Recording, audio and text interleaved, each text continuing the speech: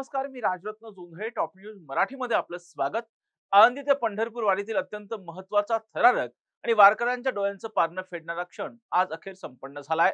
हरिनामाचा गजर, टाळ मृदुंगाचा नाद आणि ज्ञानेश्वर माऊलींच्या जयघोषात संत ज्ञानेश्वर महाराज पालखी सोहळ्यातील पहिलं उभं रिंगण आज साताऱ्यातील तरडगाव जवळील चांदोबाचा लिंब येथे अत्यंत उत्साहात पार पडलं.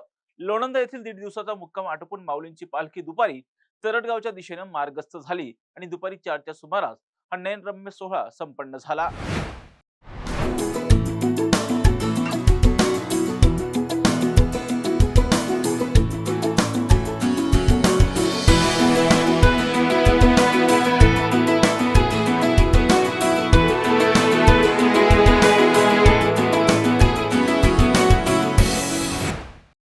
पंढरीच्या वाटेवर चालणाऱ्या लाखो पावलांना नवी ऊर्जा देणारा आणि वारीचा आनंद द्विगुणित करणारा क्षण म्हणजे रिंगण सोहळा.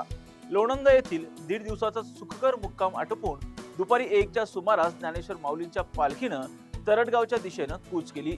साताऱ्यातील फलटण तालुक्यातील दुपारी ठीक 4 वाजता ऐतिहासिक चांदोबाचा लिंब परिसरात माऊलींचं पहिलं उभं रिंगण पार पडलं. माऊलींच्या अश्वानं जेव्हा रिंगणात धाव घेतली तेव्हा अवघा परिसर माऊली माऊलीच्या जयघोषानं दुमदुमून गेला.